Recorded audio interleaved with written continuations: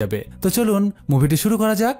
গল্পের প্রথমে আমাদের একটি ইঞ্জিনিয়ারিং কলেজ দেখানো হয়, যে কলেজ থেকে আজকে পাস আউট হয়ে চলে যাবে একটি ইঞ্জিনিয়ারিং ব্যাচ। আর সেই কারণেই আজকে কলেজে ফেয়ারওয়েল অর্থাৎ বিদায় সম্বর্ধনা জানানোর জন্য একটি আয়োজন করা হয়েছে। তবে এই ব্যাচের মধ্যে দুটো গ্যাং আছে, যাদের মধ্যে সবসময় মধ্যবিত্ত পরিবারের ছেলে রাজ ইঞ্জিনিয়ারিং কলেজে পড়াশোনার জন্য যায়। আর সেখানে যাওয়ার পরে একটি মেয়ের সে প্রেমে পড়ে যায়। মেয়েটাকে তার খুব পছন্দ হয়, কিন্তু সমস্যা হলো ওই মেয়েটা কলেজে রাজের যারা শত্রু সেই শত্রু পক্ষের সঙ্গে হাত মিলিয়েছে। তাই রাজের তাকে আর প্রপোজ করা হয়ে ওঠে না। কিন্তু তবুও রাজ ইঞ্জিনিয়ারিং পাশ করার পর কলেজের বিদায় সম্বর্ধনার দিন সেই মেয়েটাকে প্রপোজ করে। আর তারপর সেখানে এমন কিছু হয় যার কারণে রাজ মেয়েটাকে একটা বড় চ্যালেঞ্জ করে। আর সেই চ্যালেঞ্জ পূরণ করতে গিয়ে রাজ পড়ে যায় মহা ঝামেলায়। তো এরকমই একটি রোমান্টিক থ্রিলার মুভি আজকে এক্সপ্লেইন করতে চলেছি। মুভির নাম মিস্টার হাউসকিপিং। মুভিটা দেখলে আপনার মনটাই ভালো হয়ে যাবে। তো চলুন মুভিটি শুরু করা যাক। গল্পের প্রথমে আমাদের একটি ইঞ্জিনিয়ারিং কলেজ দেখানো হয়, যে কলেজ থেকে আজকে পাস আউট হয়ে চলে যাবে একটি ইঞ্জিনিয়ারিং ব্যাচ। আর সেই কারণেই আজকে কলেজে ফেয়ারওয়েল অর্থাৎ বিদায় সম্বর্ধনা জানানোর জন্য একটি আয়োজন করা হয়েছে। তবে এই ব্যাচের মধ্যে দুটো গ্যাং আছে, যাদের মধ্যে সবসময় কোনো না কোনো ঝামেলা লেগেই থাকে। যাদের মধ্যে একটি গ্যাং আজকে ব্ল্যাক কালারের ড্রেস পরে এসেছে, আর একটা গ্যাং এসেছে পিঙ্ক কালারের ড্রেস পরে। কিন্তু ভাই রে ভাই, ভালোবাসা তো আর কোনো বাধা মানে না, তাই না? তাই ওই কালো কালারের ড্রেস পরা গ্যাংয়ের একটা ছেলে, যার নাম রাজ, ধীরে ধীরে তার দলবল নিয়ে অন্য গ্যাংয়ের দিকে হাতে একটা গিফট নিয়ে এগিয়ে যায়। আর তারপর সেই পিঙ্ক কালারের গ্যাংয়ের একজন, যার নাম ঈশা, তাকে গিয়ে বলে, এই শোনো, কলেজে আমরা এক দল অন্য দলের সাথে অনেক ঝগড়াঝাটি করেছি, কিন্তু আজ আমি তোমাকে একটা কথা বলতে চাই। তুমি যেদিন কলেজে প্রথম এসেছো সেদিন থেকেই আমার তোমাকে ভালো লাগে। আমি তোমাকে এই 4 বছর ধরে ভালোবাসি। এই বলে রাজ ঈশাকে প্রপোজ করে তার হাতে সেই উপহারটি দিয়ে দেয়। ঈশাও উপহারটি হাসি মুখে নেয়। রাজ তো ভীষণ খুশি, আর তার বন্ধুরাও রাজের খুশিতে অনেক বেশি খুশি। কিন্তু এর মাঝেই ঈশা সেই গিফটের বাক্সটা ছুঁড়ে ফেলে দেয়। এটা দেখে রাজের তো মাথা পুরাই খারাপ হয়ে যায়। রাজের বন্ধুরা ঈশাকে বলে, তুমি জানো রাজ তোমাকে 4 বছর ধরে ভালোবাসে, তুমিও তো পারো ওকে একটু ভালোবাসা দিতে, তুমি গিফটের বাক্সটা ছুঁড়ে কেন ফেলে দিলে? তখন ঈশা রাজের বন্ধুকে বলে, রাজ আমাকে চা খেতে যাবে। তখনই তার বন্ধুরা সেখানে এসে হাজির হয়। রাজ তার বন্ধুদের দেখে বলে, এই তোরা এক পাও আমার দিকে আগাবি না, তোদের সাথে আমার সমস্ত কথা শেষ, পরের জন্মে তোদের সাথে আমার আবার দেখা হবে, আমি এখন মরতে চাই। রাজের বন্ধুরা বলে, এক টুকরা পাউরুটি হাতে নিয়ে তুই কিভাবে মরবি? মরার পর কি ক্ষুধা লাগলো ওই পাউরুটিটা খাবি? রাজ বলে, না না, আমি তো এইটা খেয়েই মরবো, কারণ এই পাউরুটির সাথে আমি ইঁদুর মারা বিষ মিশাইছি। এই বলে সে যখন পাউরুটিটা খেতে যাবে তখন তার বন্ধুরা তাকে গিয়ে ধরে ফেলে। রাজের আর মরা হয়ে ওঠে না। তখন রাজ তার বন্ধুদের বলে, দোস্ত তোরা আমাকে কেন বাঁচাইলি? আমি প্রেমাকে ছাড়া কিভাবে বাঁচবো, তোরাই বল। এর মাঝেই রাজের এক বন্ধু, যার নাম জবা, সে রাজকে বলে যে, দোস্ত আমি একটু আগে প্রেমাকে দেখেছি যে সে ছাদের উপর চুপচাপ একা একা বসে আছে। আমার মনে হয় তাকে জোর করে তার মা বাবা বিয়ে দিচ্ছে, তাই সে ছাদে বসে একা একা কান্না করছে। এই কথা শুনে রাজ যেন একটা আশার আলো খুঁজে পায়। সে তখন এক দৌড়ে প্রেমার বাসায় গিয়ে হাজির হয়, আর তারপর একদম প্রেমার বাসার ছাদে উঠে পড়ে। কিন্তু ও মা, রাজ তো গিয়ে দেখে যে প্রেমা যেন কার সাথে ফোনে কথা বলছে। এবার প্রেমা রাজকে দেখে বলে, কি ব্যাপার, তুমি এখানে কি করতে এসেছো? তুমি জানো না যে আমার বিয়ে ঠিক হয়ে গেছে? রাজ বলে, প্রেমা আমি জানি যে তোমাকে তোমার মা বাবা জোর করে এই ছেলের সাথে বিয়ে দিচ্ছে। জবা আমাকে সব বলেছে যে তুমি একটু আগে চুপচাপ মন মরা হয়ে ছাদে বসেছিলে। আমি তোমাকে নিয়ে এক্ষুনি পালিয়ে যাব, তুমি শুধু একবার বলো যে তুমি আমাকে বিয়ে করতে রাজি তো? প্রেমা বলে, আরে বুদ্ধু, এটা অ্যারেঞ্জ ম্যারেজ হচ্ছে না, এটা তো লাভ ম্যারেজ। আমি তো পীযূষকে 1 বছর ধরে ভালোবাসি। এই দেখো আমি 1 বছর ধরে পীযূষের সাথে কত কথা বলেছি। এই বলে প্রেমা তার ফোনটা রাজের হাতে দেয়। রাজ তো পীযূষের সাথে প্রেমার এত গভীর প্রেমালাপের মেসেজ দেখে মাথা পুরাই খারাপ হয়ে যায়। তার মানে প্রেমা এতদিন রাজের সাথে মিথ্যে ভালোবাসার নাটক করেছিল, তাকে ঠকিয়েছে। সে তখন প্রেমার ফোনটা আছাড় মেরে ভাঙতে গিয়েও ভাঙে না। প্রেমাকে সে ফোনটা ফেরত দিয়ে দেয়। প্রেমা বলে, হয়েছে শান্তি, এবার এখান থেকে তুমি চলে যাও, আর জীবনে কখনো তুমি তোমার এই বলদা মার্কা মুখ নিয়ে আমার সামনে আসবা না। এই বলে প্রেমা রাজের সামনে দিয়ে দূরে সরে যায়, আর রাজও তার বাসায় ফিরে আসে। কিন্তু আর বিয়ে হয়ে গেছে, সে শ্বশুর বাড়ি চলে যাচ্ছে। রাজের মনটা ভীষণ খারাপ হয়ে যায়, আর এই মন খারাপ নিয়েই আজকের দিনটা তার কেটে যায়। পরদিন সকালে রাজ তার বাবাকে যেখানে সে কাজ করে সেখানে আগিয়ে দিয়ে আসে। রাজের বাবা বাস কন্ডাক্টর। এরপর সে তার বোন সঙ্গীতাকে কলেজে যাওয়ার জন্য বাস স্টপে আগাতে যায়, আর তারপর সে বাসায় ফিরে যায়। আর ওই রাতে রাজ প্রেমাকে খুব মিস করতে থাকে। সে প্রেমার ছবিটা খুব ভালোভাবে তার ফোনে দেখতে থাকে, আর তার মনটা আবারও দুঃখে ভরে যায়। আর তখন তার মনে পড়ে যায় তার বন্ধু প্রকাশের কথা। সে বলেছিল যে মন খারাপ হলে পেইড প্রিয়াঙ্কা নামে একটা মেয়েকে নক দিতে। রাজ তখন তার ফোন থেকে পেইড প্রিয়াঙ্কাকে সোশ্যাল মিডিয়ায় নক দিতে চায়, কিন্তু তার ইন্টারনেট ব্যালেন্স শেষ হয়ে গেছে। তাই সে লুকিয়ে লুকিয়ে তার বাবার ফোনটা নিয়ে পেইড প্রিয়াঙ্কাকে ভয়েস মেসেজ পাঠায়। সঙ্গে সঙ্গেই পেইড প্রিয়াঙ্কা রিপ্লাই দেয়। সে বলে, যদি আমার সঙ্গে ভিডিও কলে কথা বলতে চাও তাহলে এখনই আমাকে 300 টাকা পাঠাও। রাজ বলে, আমার কাছে তো 300 টাকা নেই, 199 টাকায় হবে। প্রিয়াঙ্কা রাজের কথায় রাজি হয়ে যায়। সে বলে, ঠিক আছে পাঠাও। তখন তার বাবার ফোন থেকে রাজ 199 টাকা পেইড প্রিয়াঙ্কাকে পাঠিয়ে দেয়। পেইড প্রিয়াঙ্কা সঙ্গে সঙ্গে ভিডিও কল করে। রাজ নিজের মাথার চুলটা ভালোভাবে ঠিক করে ভিডিও কল রিসিভ করে, কিন্তু রাজ কিছুই দেখতে পায় না। রাজ বলে, এ কি, তোমার ঘর অন্ধকার কেন? ঘরের লাইটটা অন করো, আমি তোমাকে একটু দেখি। আর ঠিক এই সময় রাজের বাবা রাজের রুমে ঢোকে। রাজ তার বাবাকে দেখে ফোনটা বুকের উপর রেখে ঘুমের নাটক সোশ্যাল মিডিয়ায় পাবলিশ করে দিব। বোঝো ঠেলা, এ তো মরার উপর খাড়ার ঘা। রাজ ধীরে ধীরে তার বাবার দিকে তাকায়, আর তারপর রাজ প্রিয়াঙ্কাকে বলে, প্রিয়াঙ্কা প্লিজ এই গরিব মানুষটাকে ব্ল্যাকমেল করো না, আমি তোমাকে 5000 টাকা দিয়ে দিব, তুমি প্লিজ ভিডিওটা ডিলিট করে দিও। আর এই 5000 টাকা জোগাড় করার জন্য পরদিন সকালেই সে তার বন্ধু প্রকাশকে নিয়ে কাজ খুঁজতে বাহিরে বেড়ায়। আর তারপর সে একটি এজেন্সির সঙ্গে যোগাযোগ করে, যারা অন্যান্য লোকেদের বাসায় কাজ করার জন্য লোক সরবরাহ করে থাকে। রাজ সেখানে গিয়ে নাম লেখায়। এরপর সে একটা কাজও পেয়ে যায়। রাজকে ওই এজেন্সি একটা বাসার ঠিকানা দেয় এবং সেখানে গিয়ে যোগাযোগ করতে বলে। রাজও সেই ঠিকানা ধরে সেই বাসায় গিয়ে হাজির হয়। বাসার কলিং বেল প্রেস করে, আর সঙ্গে সঙ্গেই একজন এসে বাসার দরজা খোলে। আর তারপর রাজ যাকে দেখতে পায় তাকে দেখে তো রাজের প্রায় বেহুশ হয়ে যাওয়ার পালা। দরজার ওপাশে দাঁড়িয়ে আছে ঈশা, যাকে রাজ কলেজে বসে বাসায় কাজ করত। সেও এখন আর আমার বাসায় কাজ করতে পারবে না, তার একটা সমস্যা আছে, তাই আমার আরেকটি কাজের লোকের প্রয়োজন। সেই কারণেই আমি ওই এজেন্সির সাথে কথা বলেছিলাম। তুমি যদি আমার বাসায় কাজ করতে চাও তাহলে কিছু নিয়ম মানতে হবে। প্রথম, আমার বাসায় 12 ঘন্টা তোমাকে কাজ করতে হবে। প্রতি মাসে 10,000 টাকা করে দিব।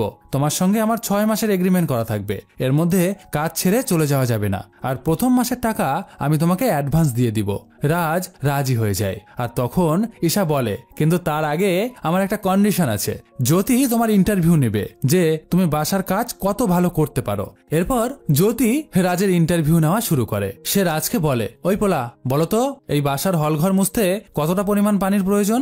রাজ বলে, পানির হিসাব দিয়ে কি হবে, যতটা পানি লাগবে আমি সেই পানি দিয়েই ঘর মুছে দিব। ও তাই বুঝি, আচ্ছা বলতো চিকেন রান্না করতে কি কি লাগে? ময়লা আবর্জনা রাখার ব্যাগ সবসময় কালো কেন হয়? কিন্তু রাজ কোনো উত্তরই দিতে পারে না। তখন জ্যোতি ঈশাকে বলে, ম্যাডাম এর দ্বারা কাজ হবে না, এ তো কোনো কাজই জানে না। এই কথা শুনে রাজ জ্যোতি আর ঈশার, এইটুকুই তোমার সাথে আমার সম্পর্ক, আর এই নাও অ্যাডভান্স 10,000 টাকা। আগামীকাল থেকে সকাল সকাল কাজে চলে আসবে আর 12 ঘন্টা এখানে ডিউটি করবে। এরপর রাজ বাসায় ফিরে এসে সেই পেইড প্রিয়াঙ্কাকে 5,000 টাকা মোবাইলের মাধ্যমে সে পাঠিয়ে দেয়। তারপর সে যখন রাতে ডিনার করছিল তখন তার মা তার বান্ধবীকে ফোন করে বলে, হ্যালো চিত্রা, আমার ছেলে একটা বড় আইটি কোম্পানিতে চাকরি পেয়েছে, কালকে থেকেই জয়েন। তোরা সবাই আমার ছেলেকে একটু দোয়া করিস, ও যেন খুব ভালো একটা বউ পায়। আসলে রাজ বাসায় এসে তার মাকে বলেছে যে সে অনেক বড় একটা আইটি কোম্পানিতে চাকরি পেয়েছে, তাই তার মায়ের এত খুশি। পরদিন সকালে রাজ ঈশার বাসায় কাজ করতে যায়। আর তারপর তার বাসার সমস্ত কাজ, থালা বাসন ধোয়া, রান্না বান্না করা, ঘর মোছা সবকিছু সে করতে থাকে। আর ঈশা দূর থেকে রাজের দিকে লক্ষ্য করতে থাকে। ঈশার বাসার কাজ কমপ্লিট হয়ে যাওয়ার পর রাজ তার বন্ধু প্রকাশের কাছে যায়। এই প্রকাশকে সে লাভ গুরু হিসাবে মানে, আর এই প্রকাশের বুদ্ধি শুনেই রাজ সবসময় চলে। তাই সে প্রকাশকে এসে ঈশার কথা সব বলে। তখন প্রকাশ রাজকে বলে, দোস্ত তোর ভাগ্যটা তো ভীষণ ভালো, উপরওয়ালা তোর কলেজের ক্রাশের কাছে বাধ্য হয়েই ঈশার পাশে সারা রাত বসে থাকে। মাঝে মাঝে রাজ ঘুমিয়ে পড়ে যায়, আবার নিজেকে কোনো রকম ভাবে জাগিয়ে তোলে। আর এভাবেই রাতটা কোনোভাবে তার কেটে যায়। পরদিন সকালে রাজ যখন ঘুম ঘুম চোখে ঈশার বাসা থেকে নিজের বাসায় ফিরছিল তখন হঠাৎ করেই একজন বয়স্ক লোক রাজকে জিজ্ঞাসা করে যে এই বাসায় তো একটা মেয়ে থাকে, তুমি সারা রাত এই বাসায় কি করেছো? রাজ বলে আমি সারা রাত এই বাসায় কাজ করেছি। তখন বয়স্ক লোকটি রাজের দিকে তাকিয়ে বলে সেটা তো বুঝতেই পারছি, তোমার চোখ দেখেই বোঝা যাচ্ছে যে তুমি সারা রাত এখানে নাইট ডিউটি দিয়েছো, কালে কালে যে আর কত কিছুই বা দেখতে হবে।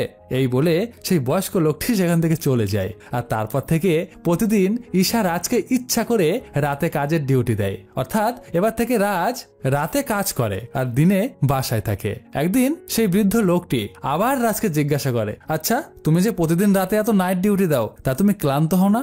রাজ বলে না না আঙ্কেল, আমি ক্লান্ত হই না, আপনিও থাকবেন নাকি আমার সাথে, দেখবেন আপনিও ক্লান্ত হবেন না। এই কথা শুনে ওই বয়স্ক আঙ্কেল সেখান থেকে পালিয়ে যায়। একদিন ঈশা তার অফিসে যায় আর এই অফিসেই রোহিত বলে একটা ছেলে ঈশাকে ভীষণ পছন্দ করে, তাই ঈশার সঙ্গেই সে সব সময় থাকে।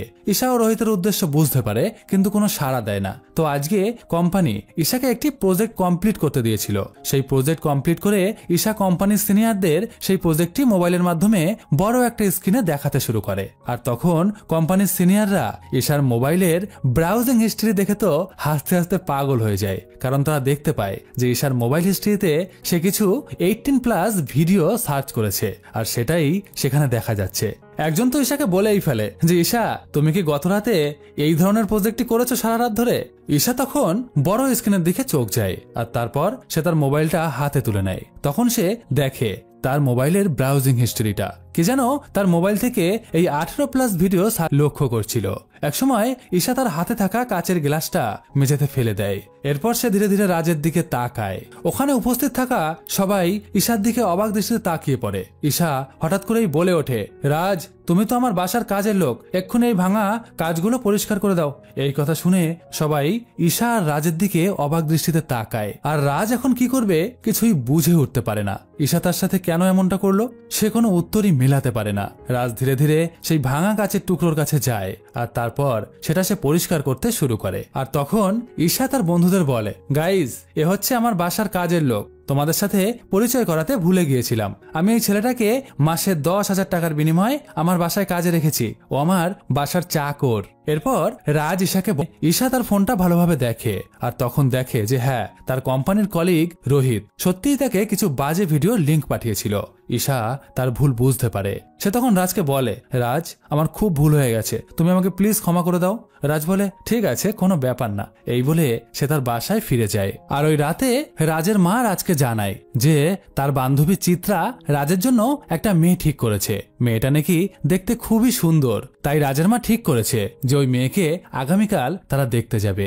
রাজ তার মাকে আর কিছুই বলে না, কারণ রাজ ভালো করেই জানে যে তার মা রাজের কোনো কথাই আর শুনবে না। পরদিন সকালে তারা সেই মেয়ের বাড়ির উদ্দেশ্যে রওনা দেয়, কিন্তু কপাল খারাপ হলে যা হয়। তারা যখন অটোতে করে মেয়ের বাড়ির দিকে রওনা দিয়েছে তখন হঠাৎ করেই গাড়ির তেল শেষ হয়ে যায়। গাড়িটা রাস্তার মাঝেই থেমে যায়। এই সময় রাজ লক্ষ্য করে যে গাড়িটা ঠিক গিয়ে একদম ঈশার বাসার সামনে থেমেছে। ড্রাইভার রাজকে বলে রাজ ভাইয়া একটু দাঁড়ান, আমি এক্ষুনি তেল কিনে নিয়ে আসছি। এদিকে রাজের মা বাবা আর ছোট বোন ঈশার বাসার সামনে গিয়ে চুপচাপ দাঁড়িয়ে থাকে। রাজ ওখান থেকে তার মা বাবা আর বোনকে সরিয়ে নেওয়ার চেষ্টা করে, কিন্তু তারা ওখানেই দাঁড়িয়ে থাকে। এর মাঝেই ঈশা তার গাড়ি নিয়ে বাসার দিকে ফিরতে থাকে। আর তখন সে রাজকে দেখতে পায়। ঈশা গাড়ি থেকে নেমে রাজকে জিজ্ঞাসা করে কি ব্যাপার রাজ, তুমি এখানে দাঁড়িয়ে আছো কেন? আর এনারাই বা কে?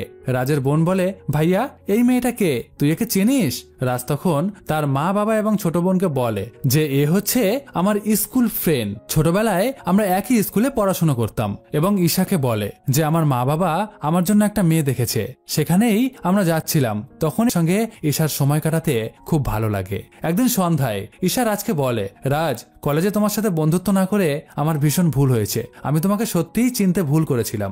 এই বলে সে রাজকে জড়িয়ে ধরে বলে তুমি খুব ভালো রাজ, আজ থেকে তুমি আমার best friend, love you man. Isha রাজকে জড়িয়ে ধরার পর রাজের যেন কিরকম হার্টবিট বেড়ে যায়, তাকে এই প্রথম কোনো মেয়ে জড়িয়ে ধরলো।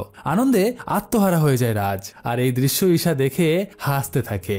এদিকে রাজ নিজের রুমে গিয়ে আনন্দে নাচতে থাকে। সে কি করবে কিছুই বুঝে উঠতে পারে না। পরদিন সকালে রাজ যে মেয়েটার সঙ্গে তার বিয়ে হওয়ার কথা ছিল তার কাছে যায় এবং তাকে গিয়ে বলে দেখো আমাদের তো এখনো বিয়ে পাকা হয়নি, তাই আমি তোমাকে একটা কথা বলতে চাই। আমার পক্ষে তোমাকে বিয়ে করা সম্ভব নয়, তুমি অন্য কোনো ছেলেকে বিয়ে করে নিও। অন্যদিকে ঈশা কোম্পানিতে আসার পর রোহিতকে সে বলে, রোহিত আমি জানি যে তুমি আমাকে ভালোবাসো, আমাকে বিয়ে করতে চাও, কিন্তু আমি যাকে ভালো করে চিনি না, ভালো করে জানি না, তাকে আমি কি করে বিয়ে করব বলো? তাই আমি ডিসিশন নিয়েছি যে আমি তোমার সঙ্গে 1 মাস সময় কাটাবো। আর এই 1 মাস মেলামেশার পর সবকিছু বলেছে।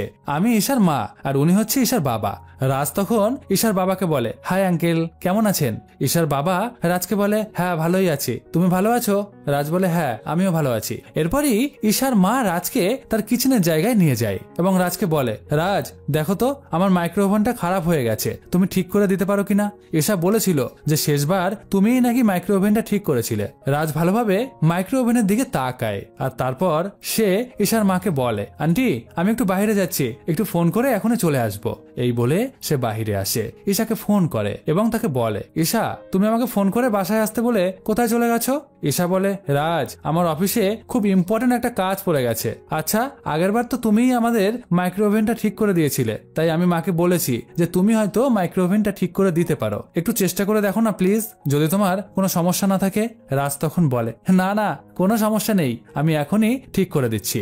এরপর রাজ মাইক্রোওভেনটি ঠিক করে দেয়। এরপর কেটে যায় আরো বেশ কয়েকটা দিন, কিন্তু রাজ তো বেকার। ঈশার মা বাবা বাসায় ফিরে এসেছে, রাজের 6 মাসের এগ্রিমেন্টও শেষ হয়ে গেছে, তাই রাজ সবসময় ঈশার সঙ্গে সঙ্গেই থাকে। রাজ ঈশাকে খুব ভালোবেসে ফেলে। একদিন ঈশা রাজকে বলে, রাজ তুমি তো ইঞ্জিনিয়ারিং পাশ করেছো, তাই আমি ভাবছি যে আমার রেফারেন্সে তোমাকে আমার কোম্পানিতে একটা ইন্টারভিউ দেওয়াবো, আর তারপর যদি তুমি ইন্টারভিউতে সিলেক্ট হয়ে যাও তাহলে তুমি আমার কোম্পানিতে একটা ভালো জব পেয়ে যাবে। এই কথা শুনে রাজ তো ভীষণ খুশি হয়ে যায়, কারণ যদি রাজ ওই কোম্পানিতে জব পেয়ে যায় তাহলে সে সারাদিন ঈশার সঙ্গেই থাকতে পারবে। একসময় রাজ ওই কোম্পানিতে ইন্টারভিউ দেয় আর তারপর সেই কোম্পানিতে রাজ জবও পেয়ে যায়। আর তখন রাজ লক্ষ্য করে যে ঈশা রোহিত নামে একটি ছেলের সঙ্গে খুব বেশি মেলামেশা করে। রাজের এটা ভালো লাগে না, কিন্তু সে তবুও ঈশাকে কিছুই বলে না।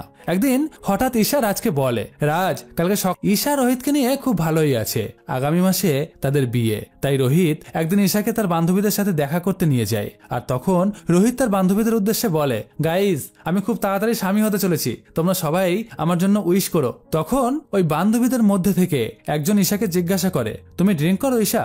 ঈশা বলে যে না, আমি সবসময় ড্রিঙ্ক করি না। এরপর রোহিতের বান্ধবীরা রোহিতের সঙ্গে কথা বলতে থাকে। এক বান্ধবী রোহিতকে বলে, কি ব্যাপার রোহিত, হঠাৎ করে এই বিয়ের সিদ্ধান্ত কেন নিলি? তুই তো অনেক মেয়ের সাথে লিভ টুগেদারে ছিলি, শ্বেতার সঙ্গে লিভ টুগেদারে 1 বছর ছিলি, দীপ্তির সাথে আরো 1 বছর ছিলি লিভ টুগেদারে, ঈশার সঙ্গেও 1 বছর লিভ টুগেদারে থাকতে পারতি, তারপর যদি ঈশাকে ভালো লাগতো তাহলে বিয়ে করে নিতি। আর এইসব কথা শুনে ঈশার যেন মাথায় আকাশ ভেঙে পড়ে। সে সেই মুহূর্তেই ওখান থেকে বেরিয়ে যায়। রোহিত সঙ্গে সঙ্গে বাইরে বেরিয়ে আসে এবং ঈশাকে জিজ্ঞাসা করে, ঈশা তুমি হঠাৎ করে চলে যাচ্ছ কেন, কি হয়েছে?